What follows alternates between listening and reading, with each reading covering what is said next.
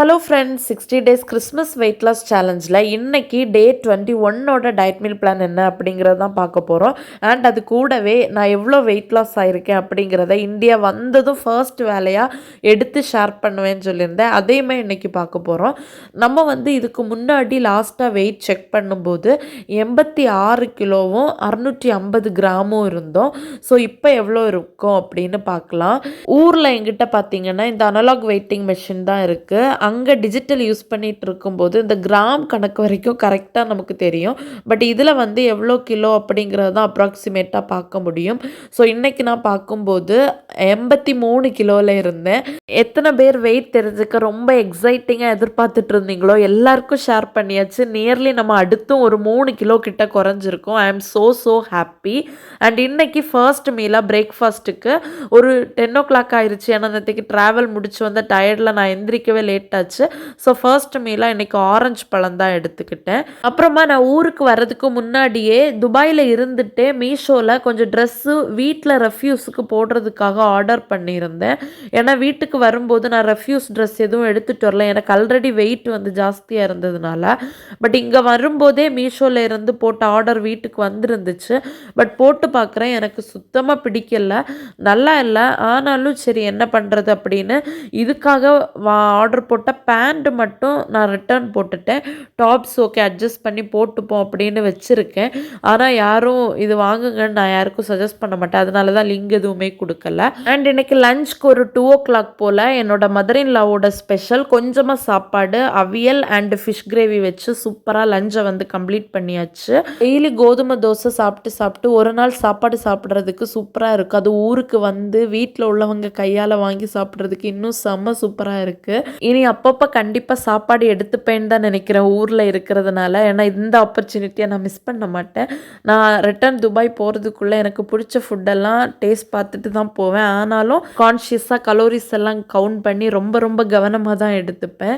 ஆனால் அப்படி எடுத்துக்கும் போது அதில் கண்டிப்பாக sugar items, oily foods, junk foods இருக்கிறது மாதிரி பார்க்கவே மாட்டேன். அதை நான் தொடவும் மாட்டேன். அதில் நான் ரொம்ப ஸ்ட்ரிக்டாக இருக்கேன். மற்றபடியான ஃபுட்ஸை கொஞ்சம் டேஸ்ட் பார்ப்பேன், ஆனால் அளவாக சாப்பிட்ருப்பேன். அண்ட் இன்றைக்கி டின்னருக்கு பார்த்திங்கன்னா ஒரு ஸ்வீட் கார்ன் எடுத்துக்கிட்டேன். நைட் ஒரு 7 மணிக்கு இதை கம்ப்ளீட் பண்ணிட்டேன். அண்ட் இப்போ நமக்கு மட்டும் ஃபுட் பண்ணி சாப்பிட்டா பத்தாது. வீட்டில் ஹஸ்பண்டுக்கு, குழந்தைக்கு எல்லாருக்குமே ப்ரிப்பேர் பண்ணி கொடுக்கணும். அண்ட் ஆல்சோ அதையுமே நான் என்ஜாய் பண்ணி தான் பண்ணிகிட்ருக்கேன். எஸ், இன்றைக்கி மசால் தோசை பண்ணி கொடுக்கலாம் அப்படின்னு, குழந்தைக்கு குட்டி தோசை இருக்கும்ல அதுவும் பண்ணி ஒரு ஆம்லேட் போட்டு கொடுக்கலாம் அப்படின்னு டிசைட் பண்ணியிருக்கேன். ஸோ அந்த ஒர்க் தான் பண்ணிகிட்ருக்கேன். பட் டெடிக்கேட்டடாக ஷேர் பண்ணலை. ஏன்னா நேற்றுக்கு நைட்டு இந்தியா லேட்டாக தான் வீட்டுக்கு ரீச் ஆனோம். வீட்டுக்கு ரீச் ஆகிட்டு எல்லார்ட்டையும் பேசி எடுத்துகிட்டு தூங்குறதுக்கே ரொம்ப லேட் ஆச்சு. அப்புறமா தூங்கிட்டு இன்றைக்கி மார்னிங் எந்திரிக்கிறதுக்கு அதை விடைக்குமே லேட் ஆச்சு. எந்திரிச்ச பிறகு தான் வீடை முழுசாக நல்லா பார்க்குறேன். பார்த்தா வீடே தலைகீழாக இருந்துச்சு. அதை நமக்கு பிடிச்சது மாதிரி ஸ்ட்ரைட்டாக மாற்றணும்ல. அதனால் மார்னிங்கில் இருந்து இன்றைக்கி ஈவினிங் வரைக்கும் எனக்கு ஒர்க் தான் இருந்துச்சு. எனக்கு பிடிச்சது மாதிரி லிவிங் ஏரியாவாக இருக்கட்டும், கிச்சனாக இருக்கட்டும், தூங்குகிற பெட்ரூமாக இருக்கட்டும், எல்லாத்தையுமே எனக்கு பிடிச்சது மாதிரி செட் பண்ணிவிட்டு என்னோடய ஃபேவரட் பிளேஸ் மாதிரி ஆக்கிட்டேன். அதுக்கப்புறமா ஃப்ரெஷ்அப் எல்லாம் ஆகிட்டு உட்காரும்போது தான் அப்பாடான் இருந்துச்சு. அதுக்கு பிறகு கொஞ்சம் ரிலாக்ஸாக டின்னர் ப்ரிப்பேர் பண்ணுறதுக்காக கிச்சன் வந்துட்டேன். எனக்கு லஞ்ச் ப்ரிப்பேர் பண்ணுற ஒர்க் எனக்கு இருக்குல்ல. ஏன்னா என்னோடய மதர் இன் லாவே ப்ரிப்பேர் பண்ணி கொண்டு கொடுத்துருந்தாங்க. ஸோ தட் நான் அந்த டைம் ஃப்ரீயாக இருந்தேன். அதனால தான் வீட்டில் உள்ள மற்ற ஒர்க்கில் கான்சன்ட்ரேட் பண்ண முடிஞ்சிச்சு. பட் டின்னர் டைம் நான் கொஞ்சம் ஃப்ரீயாக இருந்ததுனால நானே டின்னர் பண்ணிக்கிட்டேன்.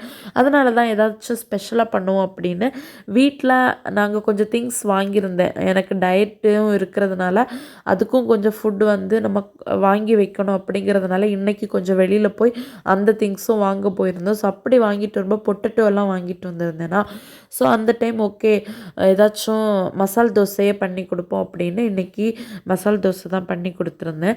அண்ட் என்னோடய வாய்ஸ் பேசும்போது டிஃப்ரெண்ட் தெரியுதான்னு தெரியல. ஊருக்கு வந்ததுமே கிளைமேட் சேஞ்ச் ஆனதுனால கொஞ்சம் ஒரு மாதிரி ரன்னிங் நோஸாகவே இருந்துகிட்ருக்கு. அது ஒரு மாதிரி அன்கம்ஃபர்டபுளாக இருக்குது. இருந்தாலும் இந்த டே 21 உங்ககிட்ட அப்டேட் பண்ணலைன்னா எனக்கு சத்தியமாக தூக்கம் வராது. அதனால தான் உட்காந்து வாய்ஸ் ஓவர் கொடுத்து எடிட் பண்ணிகிட்ருக்கேன். ஏன்னா நீங்கள் எனக்கு நிறைய சப்போர்ட் கொடுத்துட்ருக்கீங்க. எல்லாருக்கும் தேங்க்யூ ஸோ மச். எனக்கு சப்ஸ்கிரைபர்ஸ், வியூவர்ஸ் எல்லாமே கொஞ்சமாக இருந்தாலும் அந்த கொஞ்சம் பேர் கொடுக்குற அந்த லவ் இருக்குல்ல, அது எனக்கு ரொம்ப பிடிச்சிருக்கு. அதனாலேயே எனக்கு ஒரு நாள் வீடியோ போடலைன்னா தூக்கம் வர மாட்டேங்குது. இன்ஸ்டாகிராம்லேயும் பர்சனலாக மெசேஜ் பண்ணுறது கூட ஒரு நாள் கூட அப்யூசிவ் மெசேஜ் எனக்கு வந்ததில்லை.